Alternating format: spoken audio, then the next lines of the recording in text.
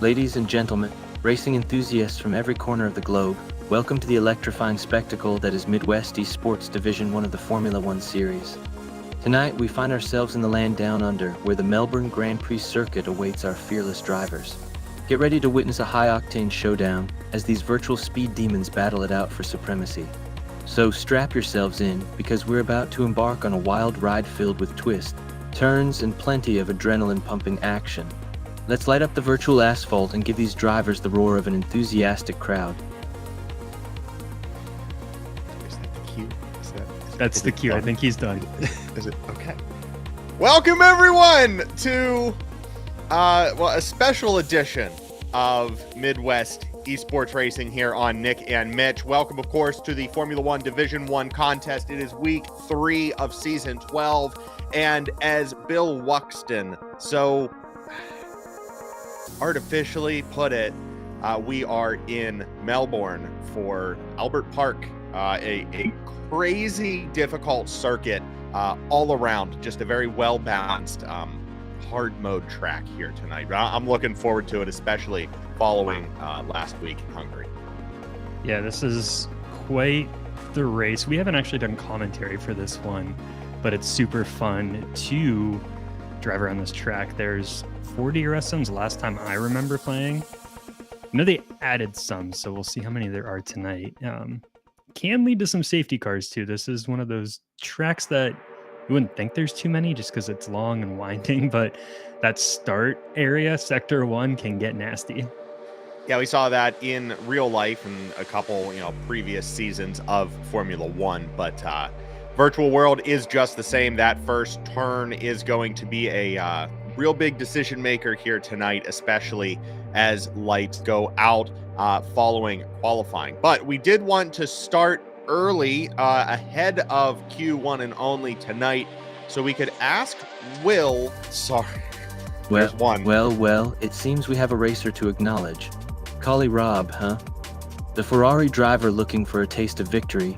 Well, Collie Rob, my friend, you better buckle up and grip that steering wheel tight, because the competition is fierce. Bill. The track is your canvas, and the other racers are your opponents, hungry for that checkered flag. May the engine roar in your favor, may the corners bow to your skill, and may luck be your trusty co-driver. Good luck out there, Collie Rob. Show us what you're made of, and let's see if you can paint the town red in true Ferrari style. Luck be a co-driver tonight. All right, Bill. Yeah, thank you there. It's too much sometimes. I don't like this. But this is what we're running with tonight. We'll see if anyone else. Collie Rob, apparently, instead of Callie Rob. Collie. Yeah, Bill hasn't had food in his life, so he's just really hungry, and he was thinking about cauliflower there. I think it's that complexion. Or helps with that complexion. I don't know, all of this skeeves me out. We built him following last week's race in Hungary. The race actually ended earlier than any usual race does. So we did have some extra mess around time afterwards, and we dove into, this. And Mitch came up with the wonderful combination of Bill Wuxton. So if anybody has questions in the chat for Bill, he does better in actual F1 questions about the car, the tracks, things that can be found in the real world. But please have at it. Bill, I guess I can... Coach Bob, the hockey legend from our youth. How could we forget? The master of strategy, the guru of the rink. I hope you've traded in your hockey stick for a set of virtual wheels, my friend, because we're diving headfirst into the world of Formula One today. I didn't tell him that. What of hockey? No, that your dad also has a virtual wheel. Oh. Well, I'm saying it again. I don't like this. Coach is actually closer than he usually is. He's actually down in DC right now, watching 40 miles south. So I'll see everyone from the DC sector tomorrow for dinner. Looking forward to that. But I did want to ask Bill, once he gets around to it, what kind of car setup will be advantageous to have here in Albert Park? I know there are a lot of technical corners. There are a lot of high-speed straights as well. Both of them are deceiving. The minute that you start to get technical, it opens up and you just have to rip it. But, I don't know. Is that a well-balanced car, or is something else going to see a podium tonight? Well, well, well. Albert Park, the playground of speed. Now, when it comes to car setups, it's like choosing the perfect weapon for battle. You want a car that can dance through those chicanes like a figure skater on ice, yet still have the power to unleash fury on the straights. It's all about finding that delicate balance between agility and raw horsepower. So my friends, the best setup for Albert Park is like a well-trained athlete, nimble, yet powerful. It's like a finely tuned instrument, ready to hit all the right notes on this demanding circuit. But remember, there are no guarantees in this game. Well put. Very well put. Kind of like him, where most of it is metaphors and, metaphors essentially. And I can't say anything because I usually talk in a very similar style, so I don't like it because he's stealing my job here. Well, part of this, I think the first inspiration came from the race that you missed, and then we didn't have anyone else, and I needed someone to be a co-host. So I said, if it ever happens again, I'll make sure I have an AI co-host that I can do the whole show with. And I could make it like you, so it's basically you. Yeah, I made one last week, and it's scary. It does look like me. Let's head down to the track, though, because Q1 and Only is about to get underway. We have a couple cars already out on track, and if you take a quick look at the lineup, we have, of course, Joe Workingman down there in the Williams. But other than that, every single name on here belongs to a rostered driver. We have, for the first time this season in Season 12, we have all 20 assigned drivers to their cars. So everyone was able to make it, including, I see him right there in 13th. It's Race Day, who was racing the clock to get home from a shift at work. So wonderful to see the second McLaren out there for them as well.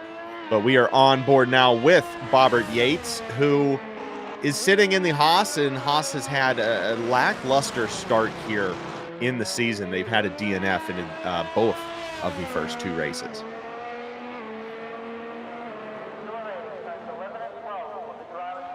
Oh, I think Mitch is muted. I muted myself, but we are better. Yes. There's a couple drivers, because of either DNFs or weeks that they weren't participating in, have 0 points. I believe we have 3 still with 0 on the board. So we're looking for some good ones tonight, or today, which is tonight for us here in Albert Park. That really threw me off, because I was looking at the schedule for practice and quality of the race to see. Normally you can catch it around lunchtime at work, or when you're having breakfast, but saw that first quali I think's right now, or first practice is right now. Second practice is at 1 a.m. and then I think the race is at midnight our time. Yeah, that sounds about right. This one's definitely a DVR race. I think I tried to stay awake for most of it last year, but then the Alex Albon slide was when I was like, all right, I have to go to bed. They couldn't clear the gravel off of the track early enough. I had to go to sleep, and I ended up watching the rest in the morning. But maybe we'll red eye this one. We'll have to see. But yeah, like you said, Bobbert Yates, one of those 3 drivers yet to solidify secure points on the board for drivers. Those other 2 drivers are T-Nell in the McLaren and Mitch Burns for the Alpha Tauri. Bobbert Yates, though, sets fastest lap early in Q1. It's going to be a 1:18 and change. Pretty decent pace. Travis Scott's going 0.3 slower. But again, it's very early, and we have yet to see Gunnar, Gott, Palmer, and Houdini even step out onto the track. So it's going to be a little congested here at the start, but it seems like all these drivers want to get as much time out here as possible. Again, this is one all of the tracks require some sort of memorization, but this really does feel like one of those tracks that if you're not in the zone with the flow of the pace line, everything is going to be completely thrown off. There's a very small gap for error here, especially with these walls and these narrow corners. Yeah, to me, it seems like a weird track setup just because Sector 1 is so narrow and windy. It kind of feels like Montreal to me at that first sector. In Montreal, like very similar, at least in the view when you're driving. Then you get to the back and it opens up quite a bit. You're pretty much all out, all of Sector 2. And then you've got relatively tight turns in Sector 3. You've got like 3 90-degree turns. And that can throw you off after going through a long straight where you're doing a lot of passing, and then you get into an area where you, to me, again, not a professional, have to hit the brakes more than you would think. Yeah, and that also becomes very difficult to judge your tire wear if you're not running, eyes on the DR or the HUD, the heads-up display, checking the tire tag. Your longevity, or what am I trying to say? The duration of the tires can wear severely because of how different all of these sectors are. You can push a little harder in the fast section and wear them a little quicker than you thought they would because in your head you have, it's more of a technical track, but it's wearing like a high-speed track. This one will come up to bite you because it's like a perfect 50-50 split of everything that a good track should have. We have cautions in Sector 2 and 3, but that is not a car off track. It's just yielding to traffic now. Cynical has gone fastest, followed now by Race Day and Chuck Blazin, Fireballer, in the Alpine in third. We also saw this cool graph earlier in the week that Pirelli put out. That was a preview of Melbourne. So it went over all of the tire details. First showed that the rear left has the most stress on it by far, followed by the front left, and then rear right, front right. A lot of left-hand turns in this one, but a lot of very hard ones on that rear left tire. But I was surprised to see the overall information. They have several different categories that rank tracks on a scale of 1 to 5. 1 is the lowest, 5 is the highest. It's only a 3 on tire stress, 3 on downforce, 2 on braking, 2 on tire wear, 3 on grip, 2 on traction, and like 2 on braking. The only one that was high was track evolution. I think just with the temperatures you have down in Australia, the grip levels can really change throughout the race. Right. Yeah, I am like feverishly scrolling so I can follow along to this graph. Yeah. No, I opened up this graph again and I am just transfixed by it. It is wonderful. Was this on Pirelli's Instagram? Where did you find this? I found it on Reddit. It's where you find all of the detailed information. But I would love to throw this up on screen if we can, but if not yet, don't worry about it. It's phenomenal. We can do that. Hey, in a second. It's we can also worth it. Ask Will what the best strategy is when you're doing qualification for a race. The qualification strategy, the moment where drivers turn up the heat and go for that pole position glory. It's like a high-stakes poker game, my friend. Do you go all in and risk it all for that top spot on the grid? Or do you play it safe, biding your time and conserving those precious tires? It's a fine line to walk, like a tightrope walker performing without a net.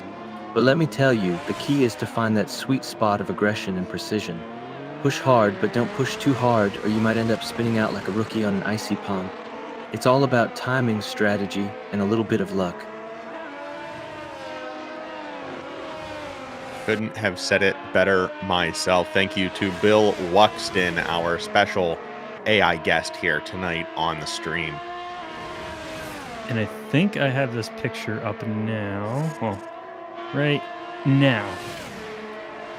So that is what we found earlier today, showing the longitudinal wear. I just realized the lateral energy was on there too, so now I'm extra confused. Yeah, it's a lot. Made sense. I had them flipped earlier. So the lateral energy is the outside of the tires, the walls, so you'll get those during turning because that's either the front of the rear of the car shifting left or right, and then longitudinal is gas. Where you're actually doing the braking and the accelerating. Yeah, so that makes sense. But yeah, just look how difficult this track is, how rough it is on the back left tire.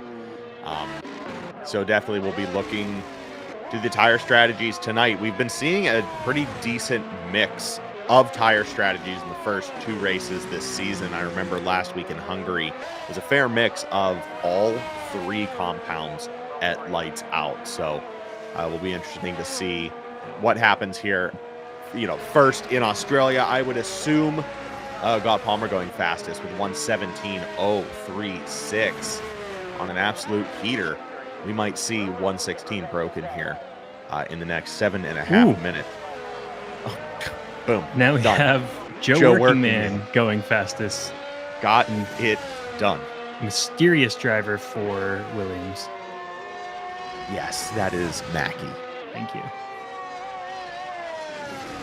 That was my guess. I thought I saw something in the Discord server about names and usernames, but I don't remember because it doesn't really apply to us. No. It's the names thing is always fun.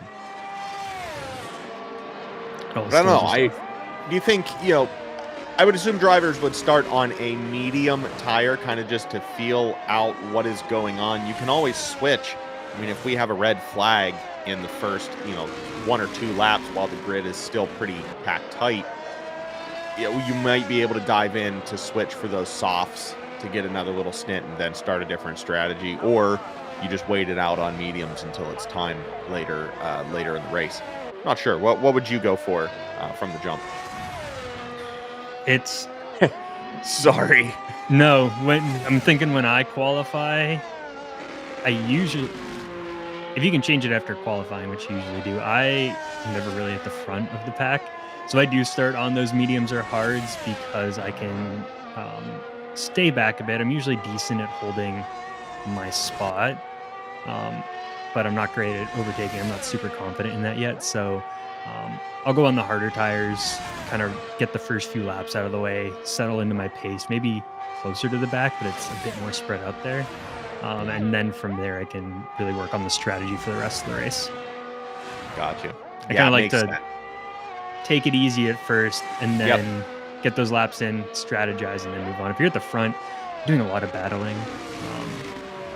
But hey, if you have a crew chief or something, then much easier.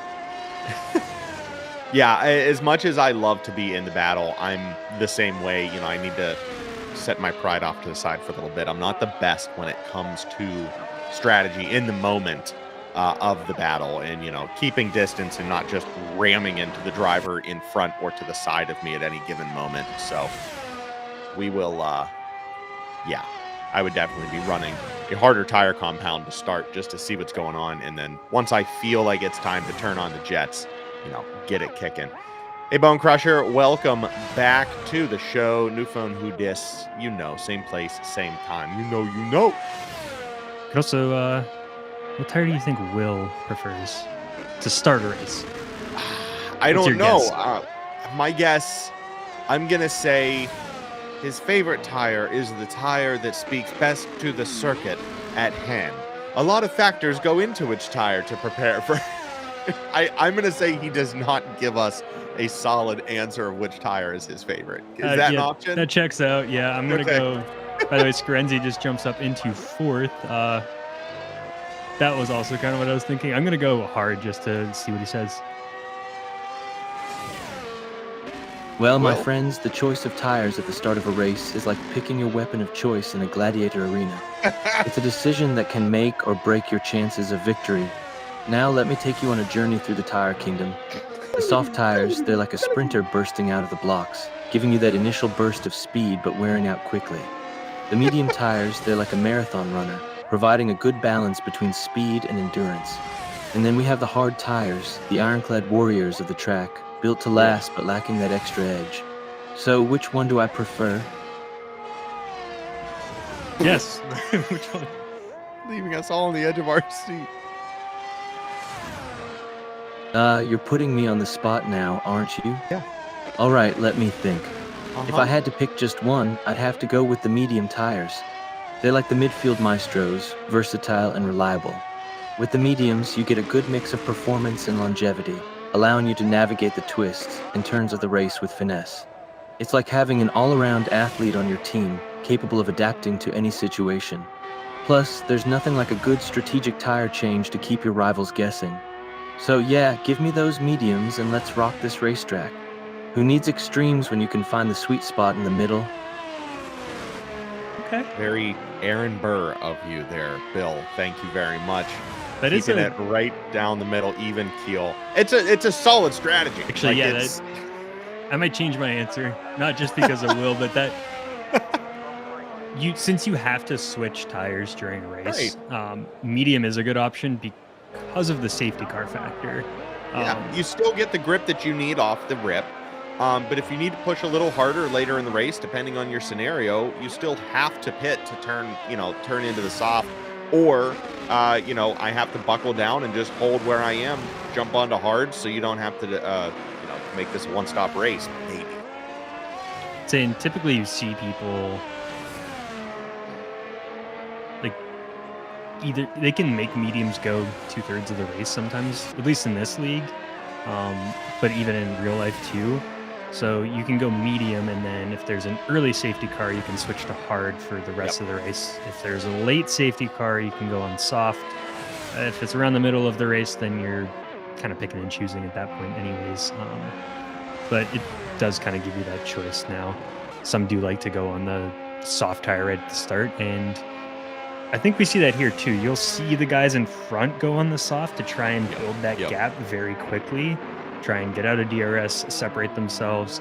And you'll see ones in the back, you'll start to see more hard tire choices because they know they're not going to catch up to the front in the first couple of laps. And when you're in the midfield, the backfield, you're battling a lot, and that's just going to chew through the soft tires. You're braking a lot because people are making questionable decisions at the start of the race. So medium to do that little bit of extra wiggle room.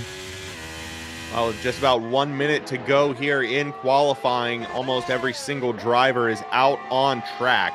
Yet to make an appearance on track is Houdini, who is still sitting in the pits. We'll see if he opts to set a time or if something, happened where he either couldn't log into the game or, maybe life happened. So we will hopefully see Houdini for the start of the race, qualifying time or not. But it is still Mackey up on top in the Williams, ahead of a race day. Got Palmer and Scarenzi here in Australia. 20 seconds to go. Provisional pole goes to Mackey. I think race day was doing pretty well over sector 1, and then we were switching drivers. We'll see if he can jump into pole. No. That's not going to be enough.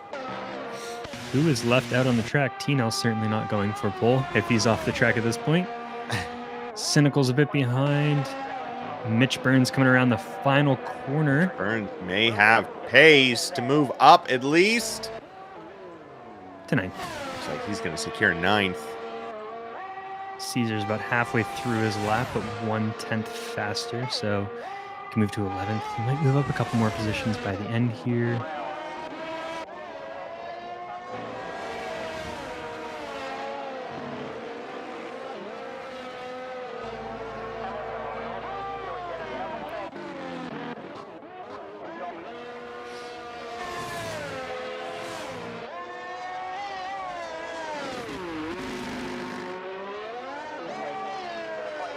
Sorry, I'm just transfixed watching watching the end of qualifying here. If you're watching the cars, you're staring into Bill's eyes. Yes, both. He has not blinked. Oh, and we have got Palmer making a rapid disassembly of that Alpine here at the end of Q1. Looks like he's already across the line, though, so that shouldn't have an effect. on his starting position, right? Like what? It shouldn't unless he was doing something goofy at the end. Right. I think he'll be all clear. Interesting. Looks like all the drivers are in at this point. So that would be pole for, is that Mackie Marquis? That is Mackie Marquis up there for the Williams. Yeah, we can see Bill on the back end here. His face is just on my screen all night. Yeah, it's not just like an app that we're running. He's actually in this video call. This AI is in our video call that we're pulling our feed from. Running on a separate dedicated laptop, nonetheless. I mean, it in real life. Sorry. You can't take Bill away from insert place here. Well, here it is. The lineup of the grid of race number 3 for season 12 in Australia. It is NLR Mackie on top for Williams, followed by Race Day, Gott Palmer, and Scarenzi as the first 2 lines on the grid. Out of those 4 drivers, 2 have already clinched a first place finish here in the season. Will Race Day or Mackie be able to join them, or will we see a repeat of victors in only race 3 here tonight? All that up next at the Australian Grand Prix on Nick and Mitch.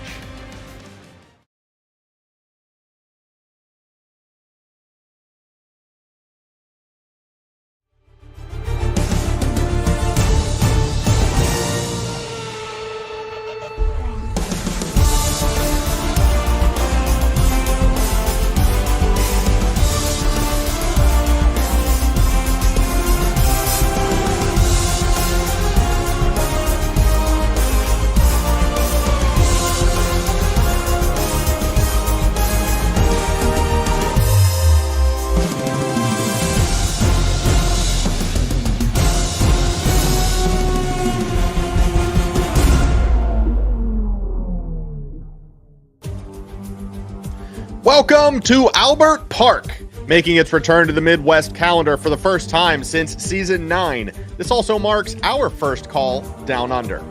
Clocking in at 2.04 miles, this Melbourne masterpiece is no walk in the park. While the long straights offer potential for daring overtakes, it's the tight confines like that of turn 1 that will truly test tonight's grid. Precision and focus are going to be needed to avoid a race-ending wipeout, especially on the first lap. As the pack starts to spread, the challenge will switch to mastering those high-speed sections and technical chicanes. Season 12 is shaping up to be an absolute dogfight between the titans of D1. Reigning champ Scarenzi kicked things off in Jeddah, then it was Gott Palmer who emerged victorious in Hungary. Drivers like Race Day and Mac will definitely be making a repeat win difficult here this early in the season. And looking at those constructors or the drivers' championship, Scarenzi has remained the leader, but Gott Palmer's incredible win has propelled him into second place. The battle for third is heating up with Mac, Race Day, and the Plums all vying for that coveted position. We also have 3 drivers with a chance to finally get their names on the board tonight, whether it's due to last week's DNFs or some missed races. Now over to the Constructors' Cup, the dominance is even more thrilling. Alpine's powerful duo has propelled them to the top spot, pushing Aston Martin down to second place, though they're still neck and neck with Alfa Romeo. The rest of the grid is locked into an epic battle, positions constantly shifting. One strong performance tonight could change everything. Hold on tight, because Lights Out is next. From Melbourne, this is MidWest eSports Formula 1 Division 1 on Nick and Mitch. Dude, the graphics, they continue to just get better and better every single week. Thank you so much for making that intro the monster that it is. We're off on our formation lap. Did you catch what happened at the beginning there? What you almost did? No, I actually somehow forgot to load the correct track map, so it started by giving the Hungaroring overview. That's why midway is why I pulled up the thing to switch, and we got the beginning of the Australian one. I was doing a lot of work timing the transition in the intro. We changed that a bit. That took like an hour to figure out the timing correctly.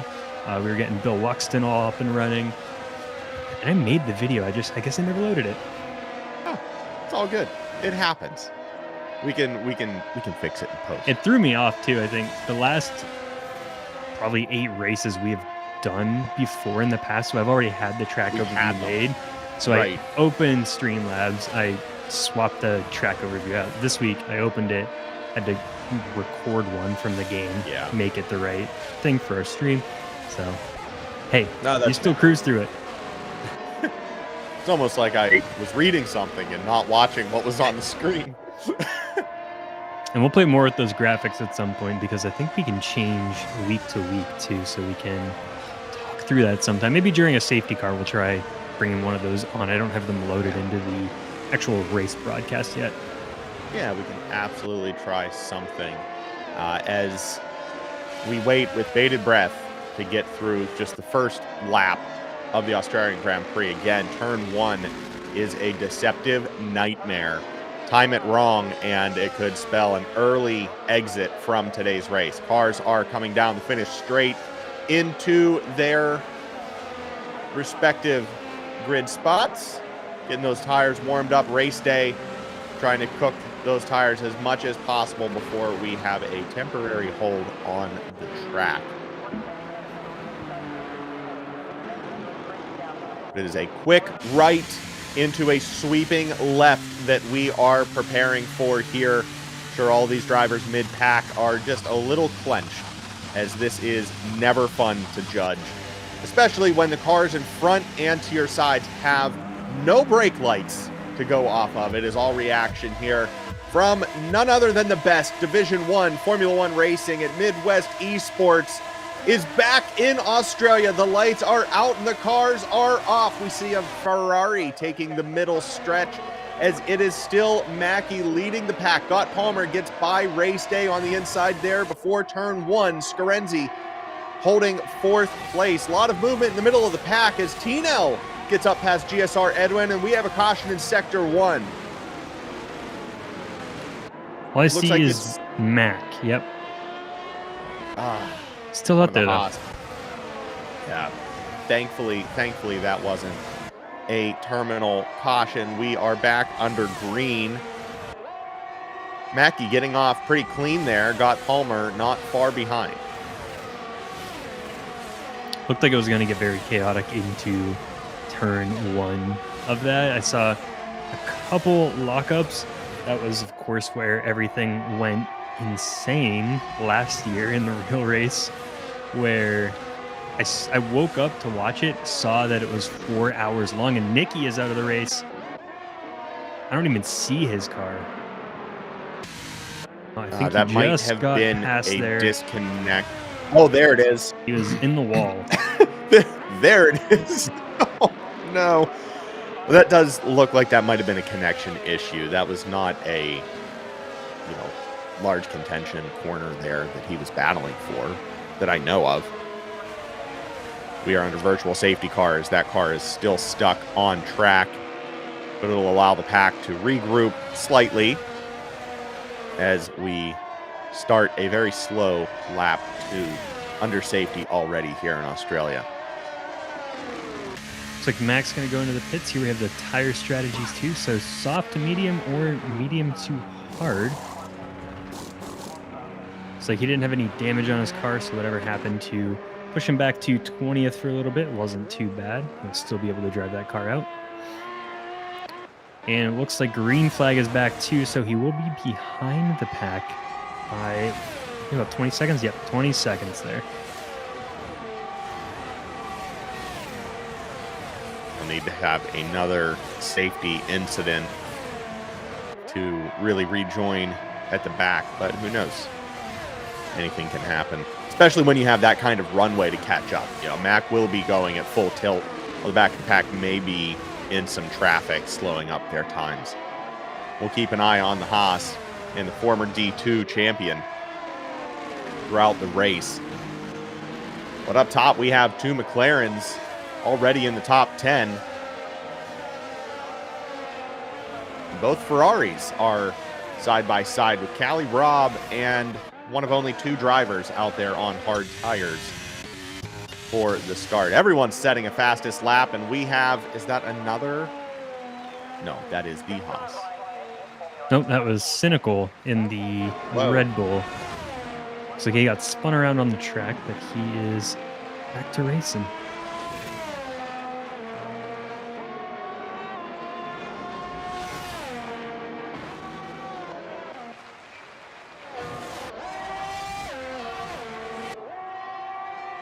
It's like Mackie Marquis just went fastest overall in Sector 1.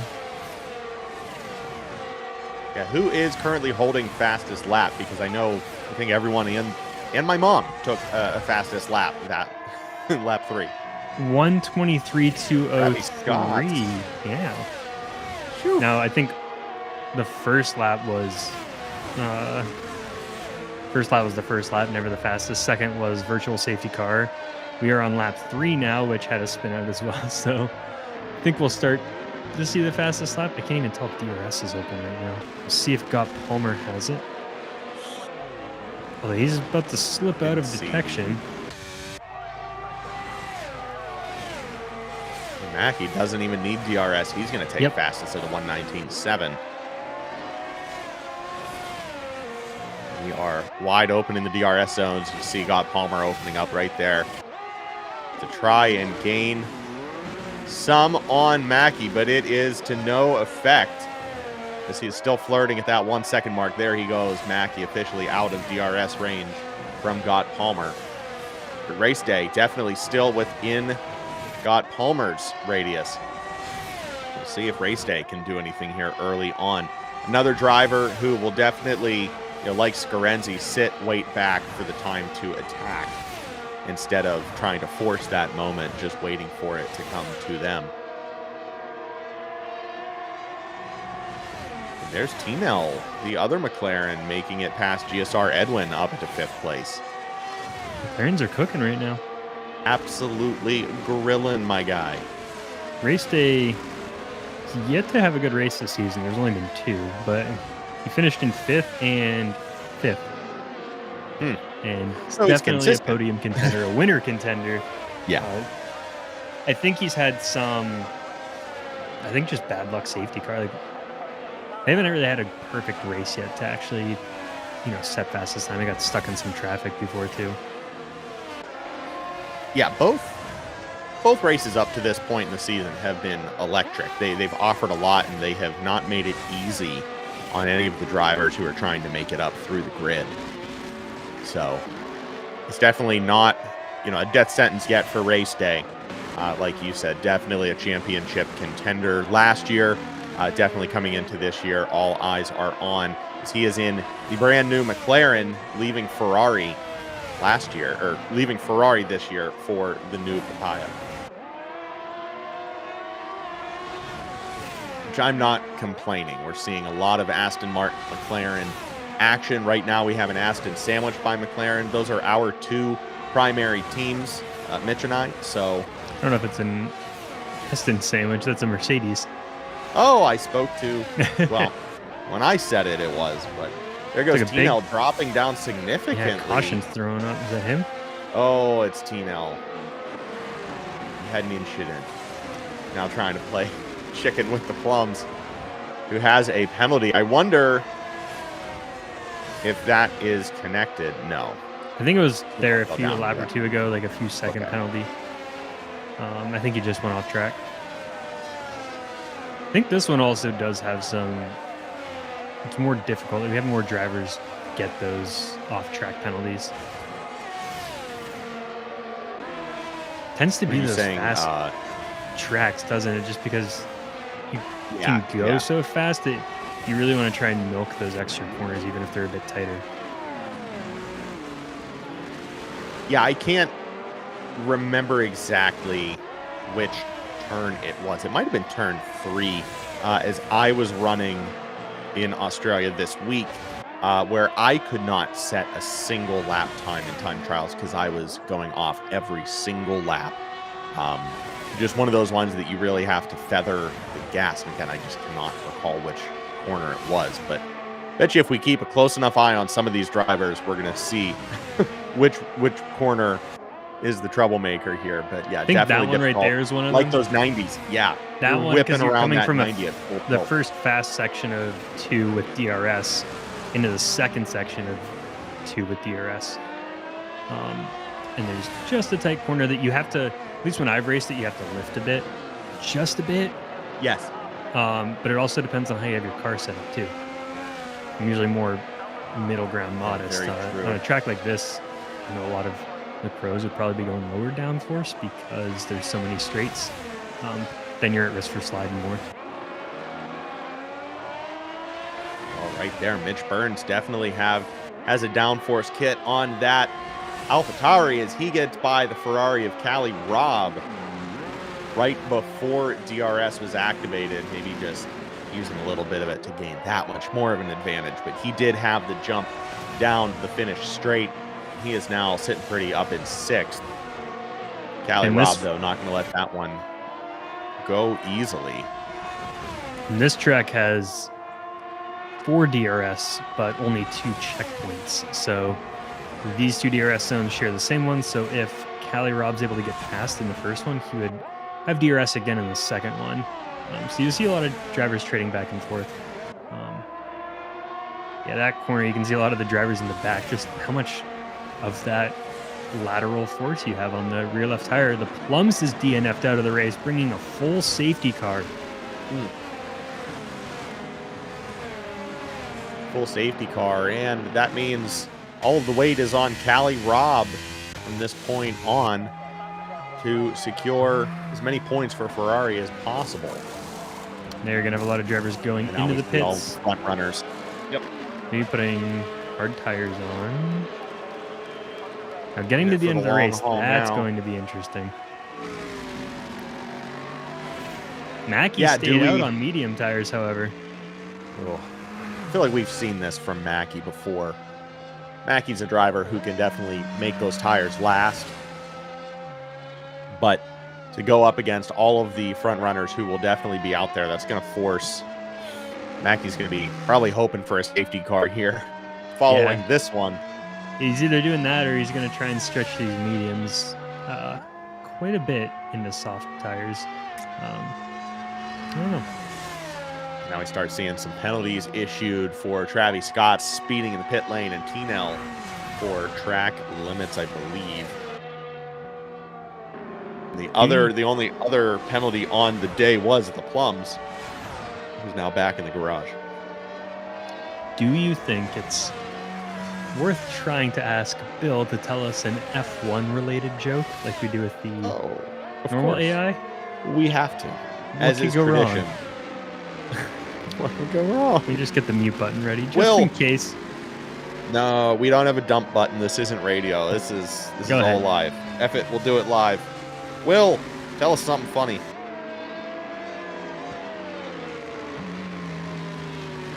Bill, sorry, I said Will.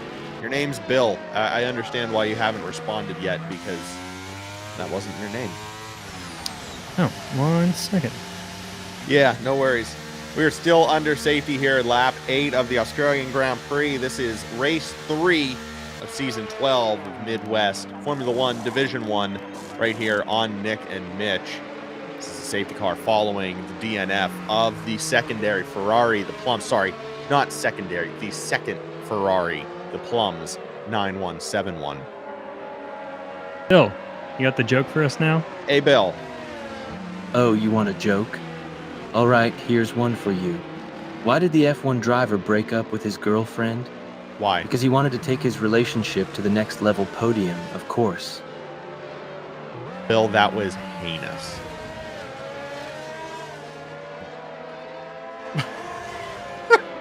Oh, come on, you've got to admit, that was a bit of a tire D joke, wasn't it? It's a tire joke. He's making tire jokes. You did change his emotional state, though. I will let you know that. Wow, well, I'm glad for him. He might be angry with us now. He's gonna get snippy. Bill, are you gonna come back for another stream later in the season, maybe? Are you here full time? God, please no. Absolutely. I wouldn't miss it for the world. It's going to be a wild ride, that's for sure. But enough about me, let's talk about the real stars of the show, the drivers. What do you think their strategies are going to be for this race? Wait, he's asking us the question. Did not ask you to ask us a question. This was not in our agreed contract. He's heard what was even how we stream, and he's like, "Hey, let's talk about the drivers now. What do we think the strategies are going to be for this race?" Well, got Palmer right now, trying to pull that strategic move of fast, waiting to take off. He, as a driver in first, has the right to start off this. No one can pass until you've crossed the finish line after the safety car. So he's going to try and catch Race Day by surprise and take off like he does right now. Race Day was, in my opinion, just a little slow on the throttle, but it doesn't matter too much. You should catch him in a corner or two. But we are back underway. Could we grab the interval times back up on screen when you get a chance? Thank you, sir. We got some movement. It's Mackey making quick work of the Mercedes GSR Edwin. Back down into fifth now. Callie Robb and T-Nell not far behind. We're on board with Mitch Burns behind the top 7 as we make our way into lap 10 here in Albert Park. Again, another uneventful start to a restart there. Thankfully through turn 1 without any major incident. But I still love these tight groupings. It's going to make for some fun overtake opportunities here as DRS returns in probably a lap's time. Mackey, once again, quick work of Scarenzi now to move his Williams back up into third place. Rocking those old mediums in a pack of hard tires right now. Brand new hard tires to boot. And looks like the Plums was saying sorry for the safety car. He was having some terrible connection issues. We've seen that with other drivers. Sometimes they disconnect, and if you just get kicked from the session, the car will keep driving for you, give you a chance to rejoin. If it's a quick disconnect type situation, sometimes you just lose input to the car and you end up in the wall or end up crashing into something. I think that's what happened there. His car was just, it disappeared pretty quickly. Well, a phenomenal changing of the guards there as Race Day went double wide with God Palmer through the start of Sector 1 and was able to get by him to take the lead of the Australian Grand Prix. And now it is Mackey moving up into second place past God Palmer, trying to reclaim his pole position. His claim to the throne. Will he be able to do it under DRS here on the outside? He gets by Race Day's McLaren. See if he can hold it. We have a caution in Sector 3. Dropping quickly is the AlphaTauri of Mitch Burns as he spins into the wall, pulling some donuts as he will make his way back to the pits. See if we can avoid a safety car here. Doesn't look like there was any major debris on track, so we are clear to resume racing. DRS has been re-enabled, and it is once again Mackey on top of the pack here. Race Day, an admirable foe, was able to get by the Alpine under DRS, then was swept under by the second DRS zone by the Williams. Just absolutely shot out of a cannon on the outside line there, making quick work of that rejoin into the pack for Mackey.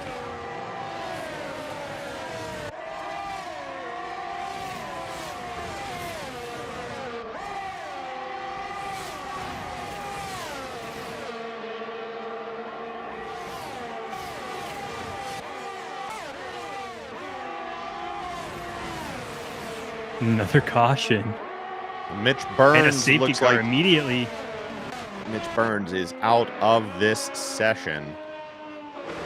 Wonder if he made it back to the pits or if something happened. It'll be interesting for... He didn't stop. Oh, he did stop eventually. Well, he probably stopped for the first safety car. They're stopping again. Interesting. So drivers, he's going to go on to Well, it looks like they're going to switch tires again as well. Is Scott Palmer checking any possible damage, or I think they're all just switch on to switching tires once again. Scott Palmer going on to mediums as Mackey goes on to the hards. Interesting. Doing a quick swap there. We'll It's see. a very Maybe short stint for Mackey on those medium tires. I think he started on medium tires too. He did. The mediums on Mackey were 13 laps old because he didn't stop. He has during two car stops. safety. That's what I thought, but it says he has two stops now. Oh. He must I'm have stopped somewhere that confused. missed.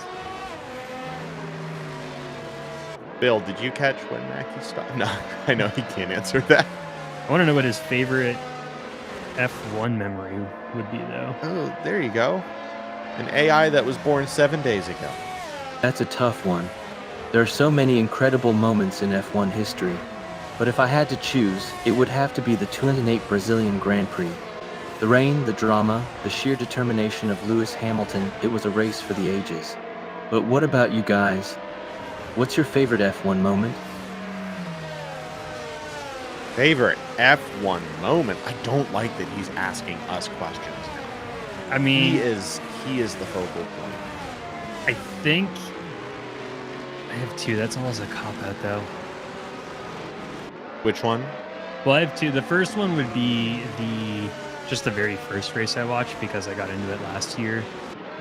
Came in just cheering for Aston Martin because I love Aston Martin as a car for a long time. Yeah. And Fernando getting on the podium in the first race, like, it was a cool story. I knew Aston Martin wasn't a great team historically, and some of his passes with the yes bye-bye and just everything he was saying, it was like that was the perfect hook of a race for someone who just wanted to get interested and liked Aston. But outside of your first time watching memory, the other one was when he was battling with Checo in Brazil and overtook him at the very last moment to take that position back, and just that defense that he put on for 10 or 15 laps. Yeah, it's absolutely electric to watch him cook when he's in the moment. My favorite, again, I know all of the old clips. I know all of the big highlight keystone moments, but I haven't lived them. So my favorite F1 memory that I have lived would probably be last year's Silverstone Grand Prix, the British Grand Prix, with Lando coming out with the McLaren, with the upgrades, with the chrome livery, and just getting onto pole to start the race there and leading the British Grand Prix for a few laps before Max took control.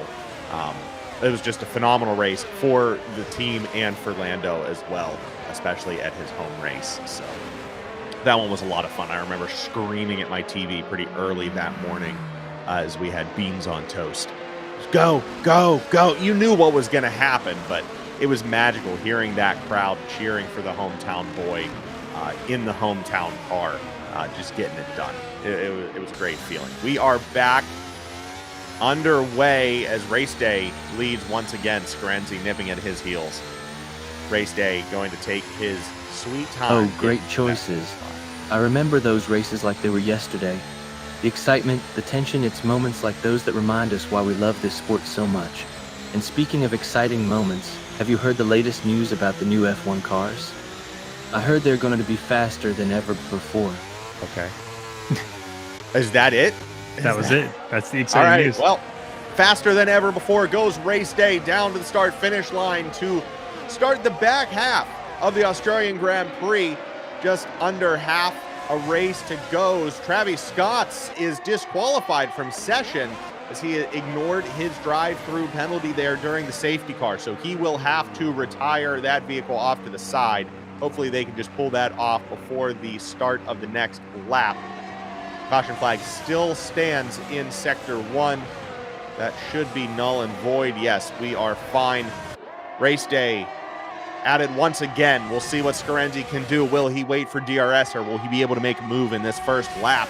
See GSR Edwin swerving wildly. Don't know if he's trying to break the slipstream of Cali Rob or just getting some heat in those tires during a straight. But the Mercedes keeping pace with the front runners once again. And we take a look back to Mackey, who is now in 7th following his safety car pit stop. Cali Rob bides his time and gets by the Mercedes of GSR Edwin. And Houdini's AlphaTauri moves up into 13th past the Red Bull. Mac is back down in last. Looks like there was another spin. Something else going on there, but the car has been straightened back on track. Sounds like Travis Scott's had 2 drive-through penalties. Whoa. And that's why he had to disconnect, because let's see, he also just posted the YouTube one. Couldn't serve DT. Didn't think you could serve drive-through under safety car. And he had 2 drive-through penalties, which I guess you can't do at the same time. So very unfortunate. Interesting. Scarenzi getting close, but not able to seal the deal there on race day. Race day gains about a 10th following that Sector 1 chicane.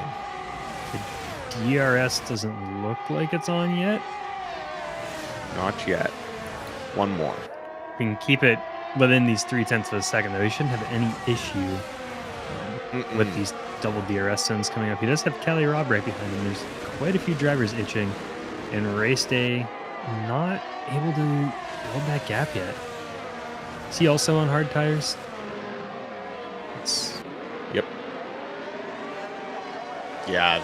2nd, 3rd, and 4th place will all be under DRS here. We should see... Oh, no, not yet. Okay, it was just enabled, so we will see it here in back half and of it will Sector 1. start Should at least. Whenever they get to the next checkpoint, which is just before Yeah. Sector 2. I was wondering how that worked with the detection being before the finish line. Now we know. It's always funny to hear the commentators He didn't. talk about this race and say they had 3 DRS checkpoints and said, let's add a 4th. Why not? Scarenzi gets by without the need for DRS. And it's Mackey already in the top 4. Race day takes it back on the outside as my screen lags. I missed the action, but I see the standing. Race day and Scarenzi battling back and forth. We've seen this before. This is one of the first times we've seen it with a McLaren under the tag of race day instead of a Ferrari, who is sitting back in 4th place behind the ever-advancing Mackey. Back at it once again. This track has been under his thumb here tonight, as he may try to make a move on Scarenzi here.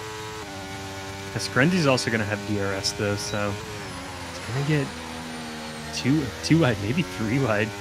In that last lap, Scarenzi got past race day just before the checkpoint, so race day had the 2 sets, and now Mackie Marquis is being an instigator and not causing problems, but just sticking his nose in next to Scarenzi, and is able to get past, so he's going to move into 2nd.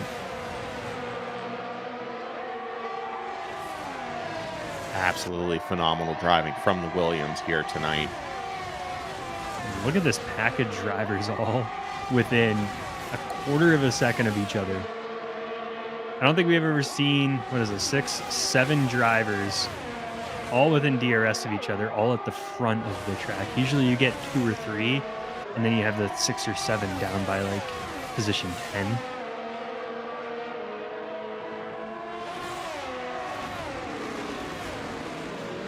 Sorry, I'm doing some back end stuff here. Yeah, these packs are phenomenal here as we see some twitchy driving from the Mercedes, just nearly grazing the front wing of that Alpine.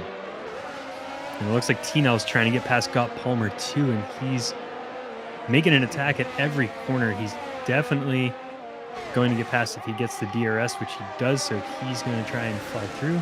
Stays behind for turn 1, but we'll get that DRS once again for a shorter stint. They did pick up a 3-second penalty for track limits, it looks like.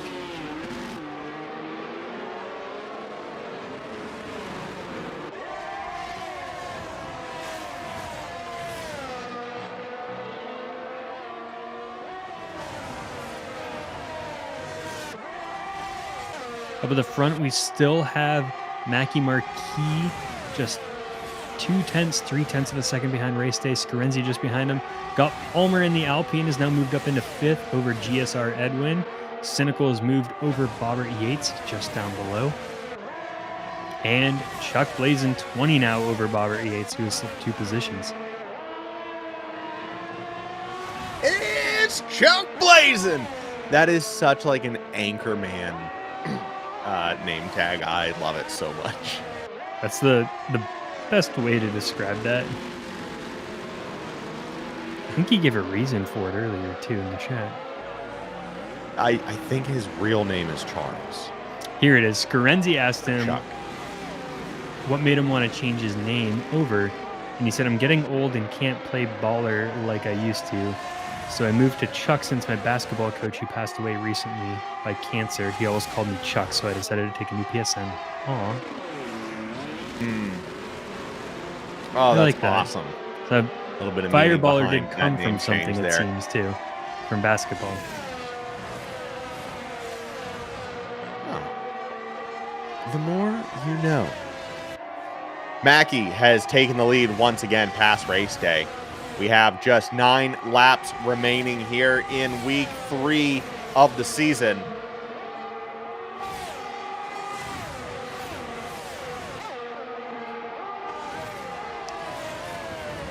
And a Mackie win here would mean a third different driver will take home gold. I'm kind of like to see that, too. And Absolutely. He's And deserved Mackie- it tonight. yeah, I mean, from- he's my driver of the day already. Looking at these standings, too, he DNF'd in the first race, and I think he started in pole both races, right? Because he got the pole point, I think. I'm not sure. I'm pretty sure about race 1 he that. started I think, in first and then dropped out. The second one, I don't know. Did race day take pole last week? I It's genuinely way for me can't to see remember. this. One That's second. awful. Oh, Okay, no, awful. race day These was kids and pole their last phones week. these days. They can't Mackie remember. was second. Okay. Hey, look at that. And the week before week 1, that's right, he DNF'd. He was first on the grid. And race day was second. Wow. Okay. So it's been it's only race 3, but it's been a long time coming here for Mackie. Well deserved indeed. Scarenzi now getting by race day, put some pressure on the front runner. Going to see if he can close that almost 2-second gap in 8 laps. If anyone could do it, it'd definitely be Scarenzi. Not sure if something's going on with his car or if it's just the sheer performance of Scarenzi and Palmer, who have now both gotten by race day, as he drops down to 4th and is now going to be pressured by his former teammate, Callie Robb. Race day and Scarenzi are on the same tires. We do have a couple that are on 13-lap mediums, 14-lap mediums as we cross over into lap 22. They'd be dragging those out quite a bit if they stick on them for the rest of the race, but I think at this point you're kind of stuck into it unless a safety car happens. But I imagine these hard tire drivers are all set, so you would lose at least a couple positions if you were to go back into the pits.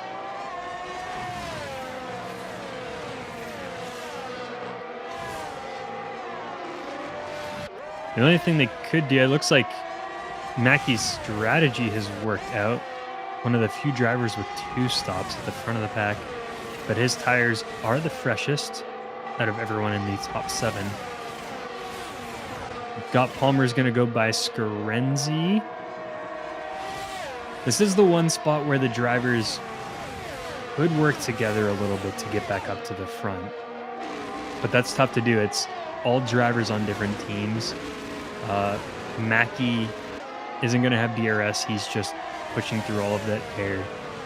these drivers, since there are so many DRS sections, kind of would be best for them just to let the driver behind them pass whoever's in second. So got Palmer. I almost want to like let Scarenzi by with his DRS in the first one, and then get the toe on the second one, and then when you get to the next set of DRS, swap places back again, because each driver will be having like a slightly faster lap time that way. Hey, can you accept my parsec Yeah, I link can. one more time? Thanks. Lost connection there, but it's for the better because you're not as glitchy anymore. Yeah, cool. Sorry, I had to switch Wi-Fi's. No problem. Whatever you were saying, I agree. I was like, usually he steps in by now, but I guess he wants me to explain more. I'm so sorry. Kind of feels like when a teacher just doesn't like respond after you give your answer, so then you're like, Is that crap, right? do I have to add more to this? And that concludes my report. I was saying that But, however, we can also... in this situation, it's almost best to let the driver in third get past every DRS section and keep swapping positions, because Mackie doesn't have DRS, but if these 3 or 4 work together, they could kind of leapfrog the leader to try and build up that lap time, but none of them are teammates, and it is hard to pull off. Yeah, definitely works in theory, right? In theory, yes. Otherwise, no. Especially when you have Scarenzi and Got Palmer, that could be like a nice Alonso lock-on relationship. Oh my gosh. Both of the supervillains up on top there. Speaking of Scarenzi, we haven't seen Ellie tonight. Hope the birthday was everything that it should be. Still haven't tried that champagne cake yet. Oh, the champagne cake. I forgot entirely about the champagne cake. Dang, now I want a slice of cake. I know, right? That would be quite tasty. Will, what's your favorite kind of cake? T-Nell retiring from the session there from 13. Well, He's that's a gonna tricky drop down. one. I'm not sure I have a sweet tooth, but if I had to choose, I'd say a good old-fashioned apple crumble. There's something about the combination of the cake. buttery crust and that first not bite a of cake. tart apple that just hits the spot. Not Of a course, cake. you can't go wrong with a classic chocolate cake either. But where's the fun in being predictable, right? Well, we asked you about cake, and you gave us a pie, so I guess that's unpredictable. We have another safety car, Interesting. presumably due to T-Nell's McLaren with its early retirement. They all gonna pit? Is anyone going to stay out? I don't think so. That would be too tricky, Now, especially with straight all to of these soft. guys going on softs. Yep. No way. We're going to see all drivers head in, switch out to softs, and then it's going to be an absolute shootout for the next 5 laps here before the checkered flag is flown. Thanks again to everyone who has tuned into the live stream so far this evening. I believe next week we are not streaming? Correct. Are I you will out be of in town? Montreal, Yes. You'll be on the track. but we do have the schedule. There we go. So next week will be a race in the Netherlands. That's a fun one too, and I don't think we've done that one. No, we have not casted a race in the Netherlands, but I know you and I have driven that course before, and it's a hellscape. I do not like it as a driver. I tried it yesterday in iRacing and I just started playing that this weekend. So I tried it with a GR3, the Aston, and I almost broke my wrist. Oh no. The force feedback in that game is much higher than Gran Turismo when you crash. And that course was just lockup central. Like, I could not steer the car. Oh, especially the bank sections. Except for it's the so final bank. difficult to lose that. That was fine. Everything else, just nuts. Fair. Dang. Of course, I'll have it's to kind of jump built on for board like with you sometime. downforce formula cars, though. Yeah. Yeah, it's a roller coaster, even in an F1 car. That track is just chaos. But we will take a brief break next week for travel and the like. So we won't be here next week, but please feel free to subscribe to the channel so you can stay up to date on everything that we are doing over here, especially when our streams go live for Midwest Esports. It's like after that, we'll be in Suzuka. We'll be back for Division 1 and then Qatar as well. Talk about a roller coaster. Suzuka will be fun. I predict rain. Oh. And I had rain in my race in Suzuka, and oh yeah, you did. not great. It was a little slidey. It's a little slidey. That whole first section, those Suzuka S's they're fun when you get them right. They're very fun in Formula One. Oh yeah. But man, they're just hard. And as we still are under safety with 3 laps to go here in Australia, I forgot to do it up front, but I will do it now. Thank you very much to our D1 stewards for Season 12. Of course, thank you to Commissioner of Midwest Esports Racing League, Pork Chops, along with stewards Lancey and Knuckles, the head D1 steward for Season 12.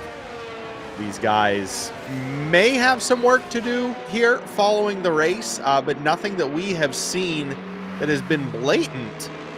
There may have been some pushing, some shoving going on, but no major contact. No, super chippy battles that we have seen so far. So they might not have too much homework after this race concludes. And there we go. All of the drivers are on soft tires, getting them warm and gummed up as they all follow Mackie to the finish line for 3 shootout laps here in Australia. Will Gott Palmer or Scarenzi be able to get by the Williams, possibly without DRS until the final lap? He's taking it early around the final bend. Here we go. Williams is down the straight with a sizable gap already at 7/10 in front of the pack. Heading down into turn 1. We're on board with Gott Palmer with a bit of a lockup there. Scarenzi taking slight advantage there, moving up 2/10 now and closing on the Alpine. I believe we're only going to get DRS in the final lap. Oh, this is going to be fun. We may see a lot of track limits penalties here coming into play. People are going to push as hard as they possibly can on these soft compounds. It's like Scarenzi there, trying to get that interval down, but still floating around that 2.50. Just not enough. And Gott Palmer does have a 3-second penalty, so he will drop a few positions. So Scarenzi right now would be in second, race day would be in third. GSR Caesar picking up 3-second penalty as well, down in 12th. Not too much movement on that restart. Pretty calm pack. I was thinking DRS there, but not quite yet. So Mackey's going to have one more lap to try and get that gap. And he does hit the fastest with a 1:18.2. My boy is zooming. Might see several fastest laps pop up with everyone on DRS or on soft tires now, fresh soft at the very end here. Look at this, Scarenzi right on the rear wing of the Alpine in front. I don't know. I think the battle for this spot right now that Scarenzi's trying to do is going to be enough to get Mackey out front. Like, they're just not wasting too much time, but yeah, it's not doing anything to help Scarenzi at this point. And at this point, not so much Gott Palmer either, because he is Palmer going taking another one. Ooh, 6 seconds. So right now, Scarenzi and Race Day hold podium positions. Scott Palmer has plummeted down. Guess it all depends who Got Palmer likes more then. Is it Mackey or Scarenzi? If it's Scarenzi, I would let him through, give him the opportunity to attack. But if he doesn't, he's doing a great job holding him off. Doing a nice Kevin Magnussen impression from last week. DRS has been enabled in the final lap here in Australia. We will see. It doesn't look like the two rivals are going to play teammate here this early in the season. GSR Edwin getting by race day and then spinning out. It was all too much for little GSR Edwin, who is now awfully at the bottom of the pack in 15th. Went for an overtake on race day. Not exactly sure what happened, but it might have been an overcorrection. Hopefully there was no contact there. There was a bit of swap and then a dramatic fall for the Mercedes, but it's race day who gets back in front of his old teammate Callie Robb to reclaim that 4th place position. But with Got Palmer's penalty, it's going to move him up into 3rd place. Scarenzi got Palmer as well, up into 2nd. If he was going to take that in position or title, regardless. Mac moving up past GSR Caesar now, back up into 9th place. Wonderful finish as Mac started this race way back in 20th after an early spin. There across the line goes our first 7 drivers. The Australian Grand Prix has all but concluded. 3 drivers to cross the line now. 5 DNFs on the evening. Another very difficult race to even see the finish line at. 15 drivers make it through, and it is Mackey, as I'm going to call him my driver of the day for sure. Mackey finally securing that first win of season 12 here in Australia. Wonderful race for the Williams. He fell through the pack a few times, got back a few times. He was never stuck in the traffic too long. Just a wonderful race for the Williams team. Yes, that'll be very relieving for Mackey, who has had 2 not so great races to start the season, but surely that's going to put him up into the top of the Drivers' Championship section with the rest of the people you see up there on the podium. Nick Houdini got driver of the day, started in 20th, ended up in 8th. So a great finish for Alfa Romeo. Not so much for his teammate, though, not on this board with the top 14. And Alfa has been up at the top of the Constructors' Cup, but maybe not next week. Yeah, we will have to see how these all affect the points, but that is your preliminary finishing results here from the Australian Grand Prix. Again, season 12, week 3 of Division 1 action in the books. We will see if anyone submits reports to the stewards that may impact the standings here. But like I said, it looked like a pretty clean run race by most folks out there on the grid. We will wait to see what happened with GSR Edwin there at the very end and whether that warrants any penalties on anyone or not. But Bill, do we have any final thoughts from Australia? I mean, it was very exciting. All 3 of these opening races have been very challenging. A lot of DNFs, very hard to see the finish line here. So I'm not sure how to phrase that question, but Bill. All right, folks, it's been a wild ride, but it's time to bring this broadcast home. A huge thank you to all our viewers for tuning in tonight. We hope you enjoyed the action as much as we did. Special shout out to our winner, Mackey. That was an incredible drive. We'll see you all next week for another night of high-octane excitement. Until then, keep it fast and keep it furious. I think that's trademarked, Bill, but it's I fine. think so. It's all about family here. He's a part of the Nick and Mitch family now. It's Nick and Mitch and Bill. I hate it so much. Rolls right off the tongue. Thanks for joining us for another installment of Formula One Division 1 here on Nick and Mitch. Thank you, as always, to MidWest eSports for allowing us the privilege of calling these races on a weekly basis. Like we said, next week's race is in the Netherlands. However, Mitch will be up north in Montreal at the Jacques Villeneuve. Please help. Jacques. Now, if I say it wrong, my mom's going to be mad because you said it wrong last time. I'll botch it. Jacques Villeneuve circuit up in Montreal. Please take some pictures. Sure. Jack Villeneuve. But yeah, Mitch is going to be up in Canada. I will be here, but the racers will be in the Netherlands without us. So we will see you in 2 weeks. Well, you're getting warmer. It's actually Jacques Villeneuve. But don't worry, I won't deduct any points for that minor slip-up. After all, we're here to have fun and enjoy the race. Speaking of which, did you know that Jacques is actually the son of Formula 1 driver Gilles Villeneuve? Oh, really? Talk about following in your father's footsteps. Thanks, Will. Bill.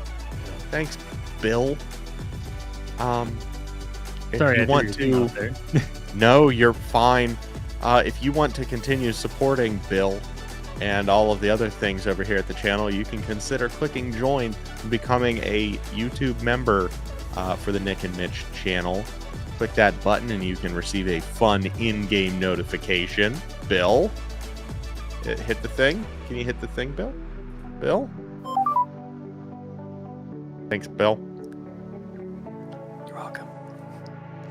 And again, you know, all of that money goes towards all the graphics and the sounds and the libraries and everything else behind the scenes. So thank you very much to executive producers Bone Crusher 2D, Coach 34, and Mama Bell, along with the executive producers Captain Snowbeard and Kill a Vapor and Kirsten, and of course our fans and Fans Plus. You can always just hit subscribe for free down below. That helps us out as well, and it lets you stay up to date on everything coming out on the channel.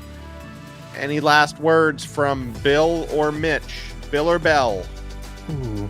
I feel if I ask him any last words, he's going to take that the wrong way. So I don't think so. But if you have any ideas for Bill for next week, we can add knowledge to his ever-growing brain. We can play with some more things. But I think it's been a pretty fun start having Bill Wuxton join us. We've already used AI extensively for safety cars to find some entertainment. And I think this is just, you know, the next step, especially if one of us has to miss a race. We always have someone who can step in. Can you have Bill sign us off by saying we'll see yins in Suzuka? Or we'll see yins at Suzuka? We'll see how he handles the Pittsburgh slang. And then we will sign it off from there. Thank you again for tuning in. Well, I'll let Bill close it out. Well, I think that's a wrap, folks. Another night of racing excitement in the books. Before we go, I just want to give a quick shout out to our fans. We appreciate all of you tuning in and making this community so amazing. We do Until too. next time, keep those engines purring and those tires burning. We'll see Jens in Suzuka. Hey, close enough. Good night.